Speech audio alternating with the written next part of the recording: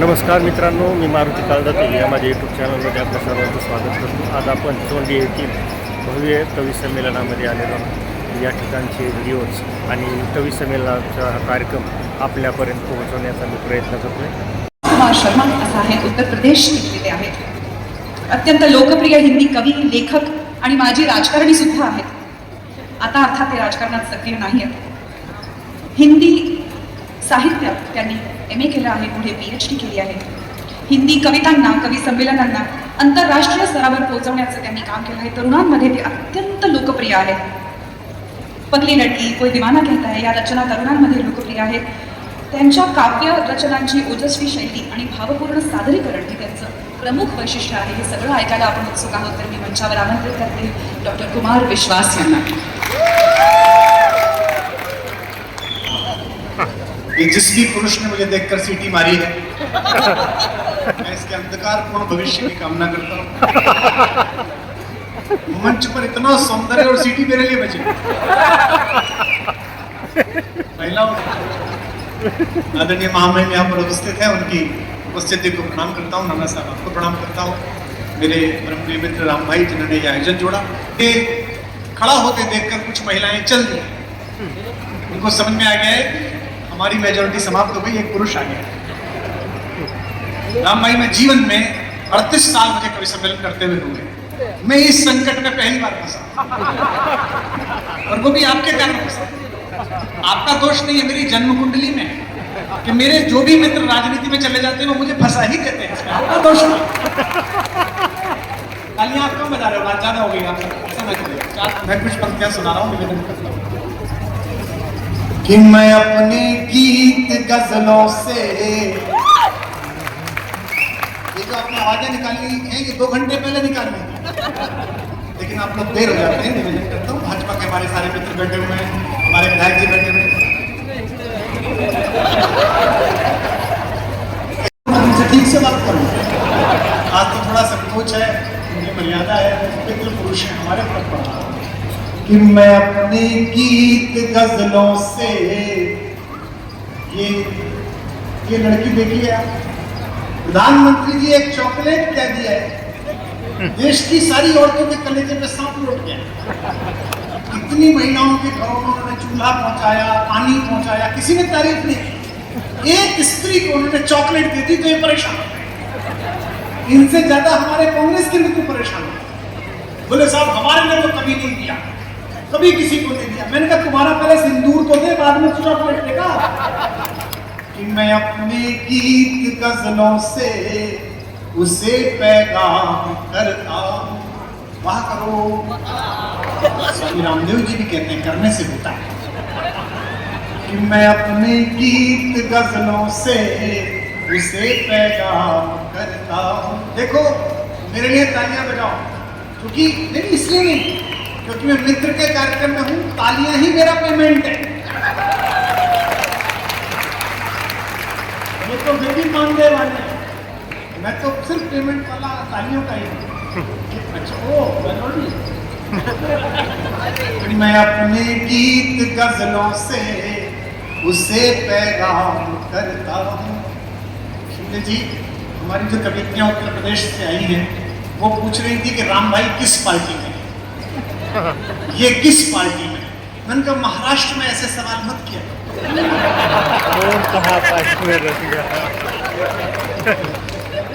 यहाँ किसी को पता नहीं है कौन किस पार्टी में.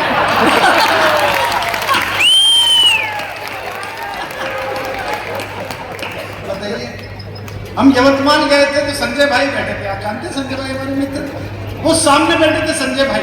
एक कवि हम बोला संजय भाई से कि मंत्री जी टाइमिंग के साथ ताली बजाओ. मैंने कहा इनको टाइमिंग सिखा. ये तो गुवाहाटी से ही टाइमिंग सीख के आया हुआ.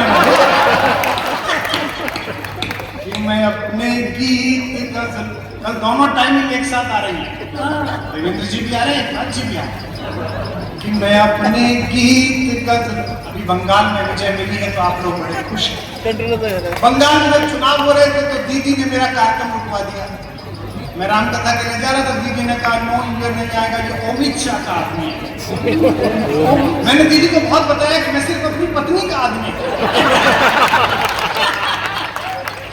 बोले नहीं अमित शाह का आदमी है, वो मिर्चा इसको नहीं घुसने के देना। तो मैंने बिना पूछे ही आयोजकों से कहा कैंसिल कर दो, 9 तारीख का हॉल बुक कर दो, हम 9 को कार्यक्रम करेंगे। तो आयोजक बोले कि जी 9 को दोबारा जीत गई तो मैंने कहा मुझे निर्णय पता है, तुम चिंता मत करो, 9 को बुक कर दो। तो 9 को कार्यक्रम हुआ। तो पत्रकारों ने मुझसे पूछा कि आपको इतना भरोसा कैसे था कि भाजपा ही जीतेगी? मुझे पता था, क्योंकि जब चुनाव होता है तो सब पार्टियां प्रचार करती हैं। एनसीपी वाले कहते हैं कि हमारे चुनाव चिन्ह पर वोट दो, तीर कमान पर वोट दो। कांग्रेस वाले कहते हैं हाथ का बटन दबाओ ईवीएम में तो हमें वोट दो। समाजवादी कहते हैं साइकिल का बटन दबाओ तो। भाजपा वाले नहीं कहते, वो कहते हैं तुम कोई सा भी बटन दबाओ।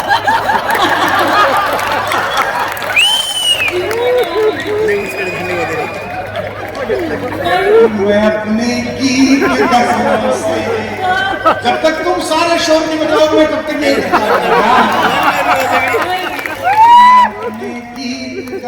एक बड़ी प्रसन्नता की बात हुई आज एक भी कोई वीर रस का कवि नहीं बुलाया, ये आपने राम भाई बहुत अच्छा। वरना वीर रस का कवि जब आ जाता है तो भाई साहब वो छाती पे ही चढ़ जाता है। अभी मैं आखिरी बार नासिक में आया था तो वहां 5 वीर रस के कवि बुला रखे थे उन्होंने, और वो वीर रस के कवि मेरी तरफ उंगली कर करके कविता पढ़ रहे। एक तो लखनऊ से आया था मेरे यहाँ से, उसने मुझे उंगली करके कहा कि बस आप प्रेम की कविताएं सुना रहे हैं, चीन आंखें दिखा रहा है। का तू एक चीनी ढूंढ ला जिसकी आंख तुझे दिख जाए,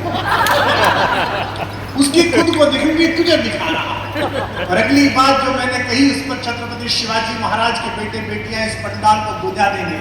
मैंने कहा चीन का तनाव मत ले, चीन के कमांडर की जितनी हाइट होती है उतना मराठी सैनिक का छाती का नाम होता है। जितना आदरणीय रक्षा मंत्री जी कह देंगे राजनाथ सिंह जी, बिना समझे ऐसा नारा लगाने के कारण ही तुम भाजपा को जिता रहे हो। समझा नहीं? समझ तो लिया करो कि मैं क्या कह रहा हूं। मेरा बहुत देर में समझ में आता है कि किधर की तरफ है, और आज मेरे पर कोई अधिकार इसलिए भी नहीं कर सकता कि मैं बिना पेमेंट आया। मित्र के कार्यक्रमों का क्या मतलब? मैं अपने गीत गजलों से, पंक्ति वहीं खड़ी है। आप जब ये पढ़ रही थी तो मैं चिंता में पड़ गया कि मामईन बैठे हैं और ये राजनीतिक बात पढ़ रही है। तो मैं शिखा से कह रहा था कि बताओ डॉक्टर भुवन मोहनी ने मेरी मानी नहीं, लेकिन जैसे ही इन्होंने पंक्ति पढ़ी आप भी खाका लगाकर हंसे, तो इससे पता चला कि महामहिम होने के अलावा मनुष्य भी बचे हैं। कितने आनंद के साथ सुनो, और कितने हंसते मुस्कुराते लोग सामने बैठे हैं। आदमी का कविता सुनाने का मन करता है। किसी किसी कार्यक्रम में जाओ तो सामने ऐसा मुख्य अतिथि बिठा देते हैं जिसका चेहरा देख के लगता है कि पुण्यतिथि के दिन पैदा हंसते ही नहीं है। और कोई आदमी तो इतना पसंद, उसको तो फोन करो कि अम्मा मर गए, बोले अच्छा मर गए। देखो आनंद में रहिए। हम पंजाब में चुनाव लड़वाने गए थे एक बार, तो हम पंजाब से लौटे, लोगों ने मुझसे पूछा क्या सीखा पंजाब से। हमने कहा पंजाब से मस्ती सीखी। किसी भी पंजाबी से मिलो, सरदार जी आग लग गई, मैनू की तुम्हारे घर बीच लगी, फिर तेनू की। आनंद लीजिएगा कि मैं अपने गीत गजलों से, मैंने बोला था ना टाइमिंग से बात करो। टाइमिंग बहुत जरूरी है। राजनीति में मेरी यही खराब थी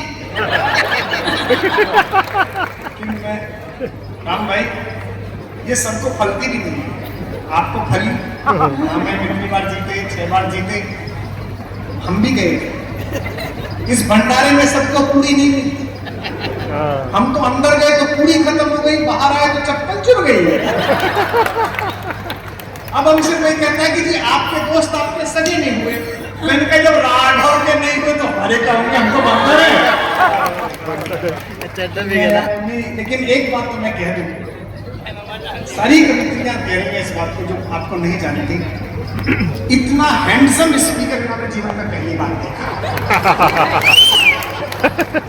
आप अगर राजनीति में नहीं होते तो दक्षिण की फिल्मों में हीरो जरूर होते हैं। कि मैं अपने गीत गजलों से उसे पैगाम करता हूँ। करना कि मैं अपने हुकूमत कर कि मैं अपने गीत गजलों से उसे पैगाम करता हूँ। उसी की दी हुई दौलत उसी के नाम करता हूँ। उसी की दी हुई दौलत। लोग कहते थे कि मुगलों की आंधी चल रही है, मुगलों की हवा चल रही है, पूरा देश चरणों में झुक गया था, लेकिन स्वराज की पताका लेकर मराठा भूमि से एक छत्रपति ने उदय लिया तो उसके बाद आंधी भी रुक गई और हवा भी रुक गई। मैं उन दो पंक्तियों को एक साथ पढ़ता हूं जो प्रेम में भी है और समसामयिक भी है कि उसी की दी हुई दौलत उसी के नाम करता हूं।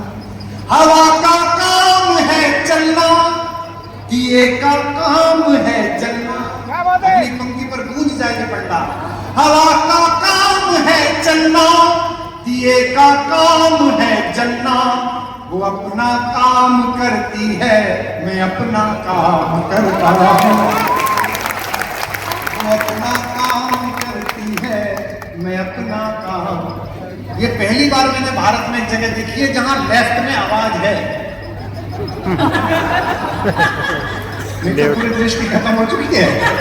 यहाँ अकेला लेफ्ट है ताली बजा रहा है, क्योंकि यहाँ लेफ्ट भी राइट हो गया है, ऐसा लगता है।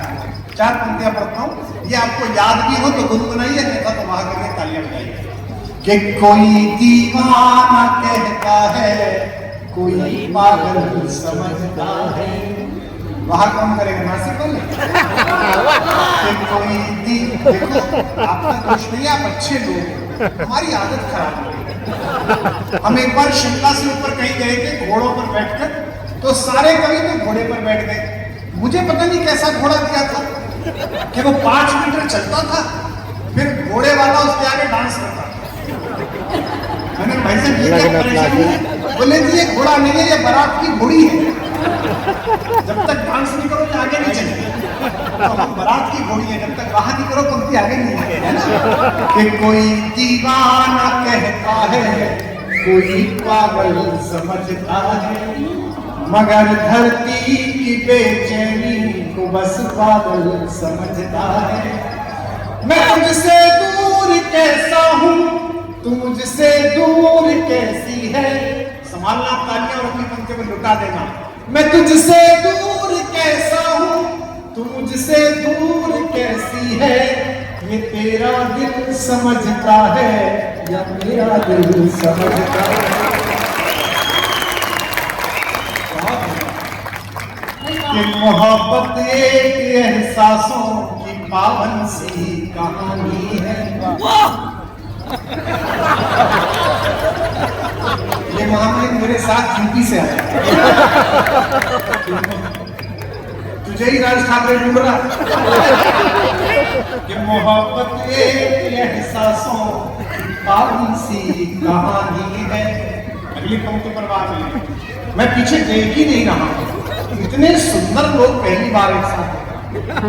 देखो आप गिरिजा भगवान ने, मतलब मुझे ऐसा लगता है कि जब भगवान ने गिरिजा ओक को बनाया तो जिस सांचे को बनाया, बनाने के बाद तो सांचा तोड़ दिया। तो खुद को देख के मुझे ऐसा लगता है हम उसी टूटे हुए सांचे से बनाए गए। बताइए, हमें भी देखा यार, जो थोड़ा बहुत बचा था वो स्पीकर सामने गए। कि मोहब्बत एक एहसासों की पावन सी कहानी है। कभी कबीरा दीवाना था, कभी मीरा दीवानी है। कभी कबीरा दीवाना था, कभी मीरा।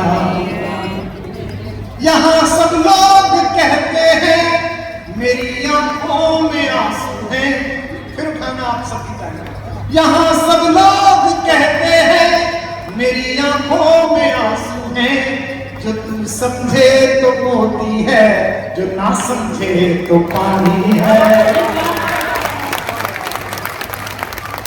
एक बुक तक मैं पढ़ता नहीं हूँ, लेकिन ये बुक तक मुझे यहाँ पढ़ने का मन होता है जब जब महाराष्ट्र आता हूँ। ये राजनीति में भी सुनिएगा और प्रेम में भी सुनिएगा कि समंदर पीर का अंदर है लेकिन रो नहीं सकता। मुझसे लोग पूछ रहे थे, नेहा जी पूछ रही थी कि सर आपको कितनी भाषा आती है? मैंने कहा मुझको तो 4 आती है, पर मैं यूपी से आया हूँ, हमारे मुख्यमंत्री को सारी भाषा। बोले कैसे? मैंने कहा आपने उनका भाषण नहीं सुना, योगी आदित्यनाथ जी का, बाबा जी का? वो कहते हैं जो जिस भाषा में समझेगा।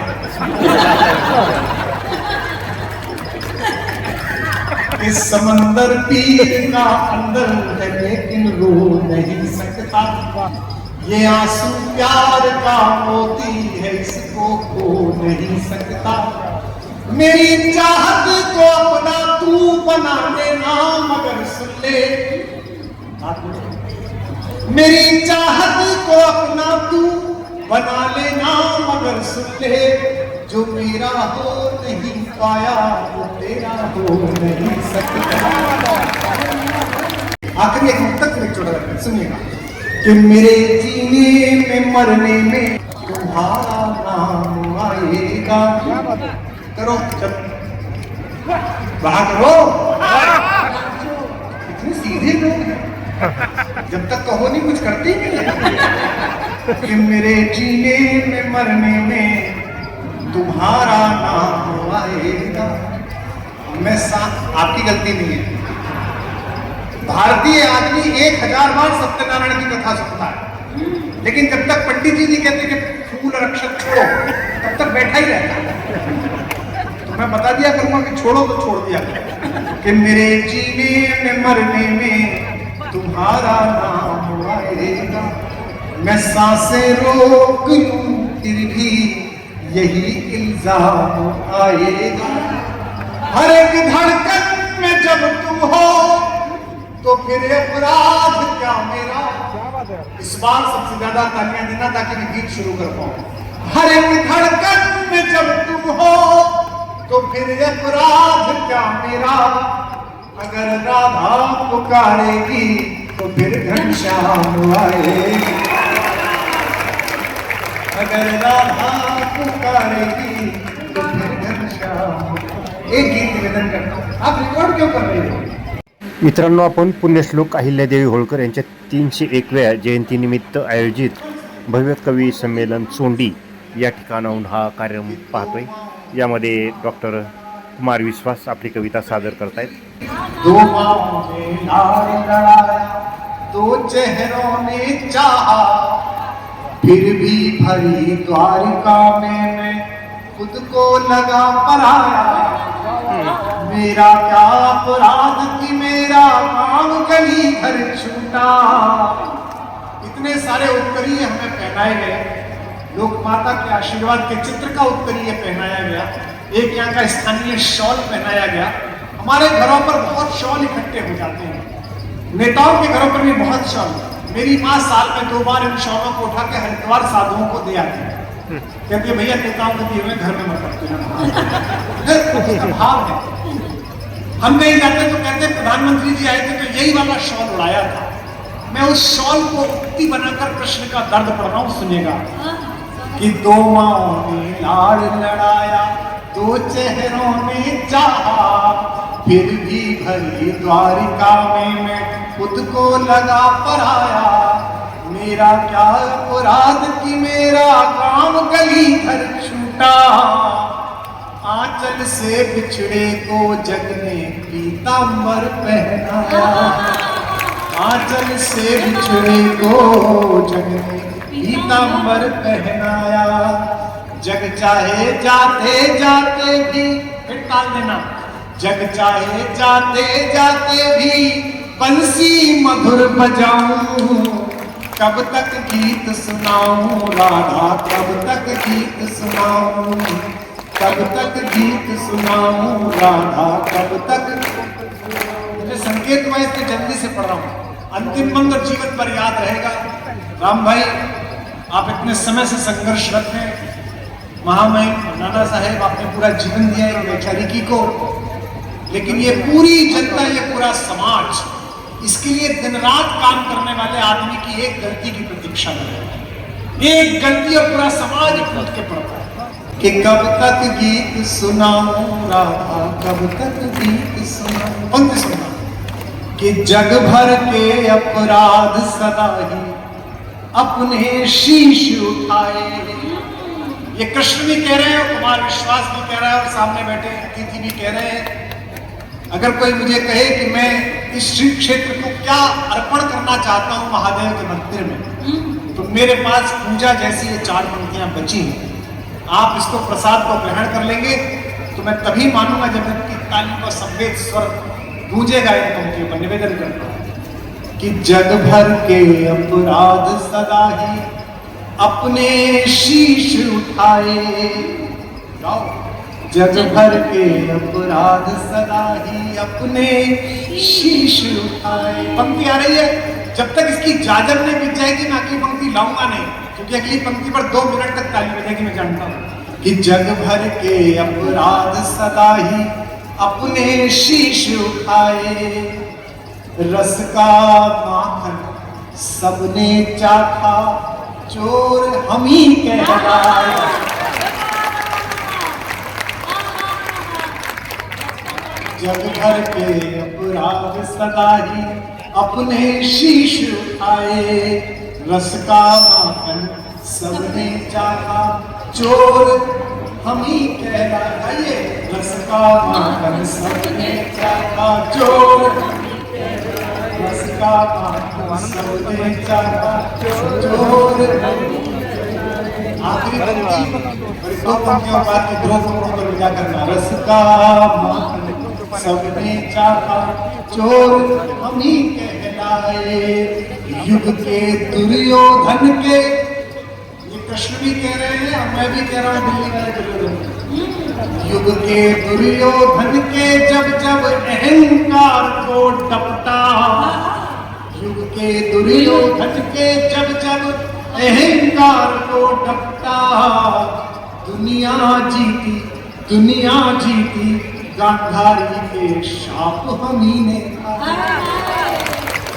दुनिया जीती, गांधारी के शाप हम ही ने खाए। और इस पुण्य धरा के लोगों पहली बार आपके बीच आया हूं, इतने हजारों की संख्या में लोग इकट्ठे हुए।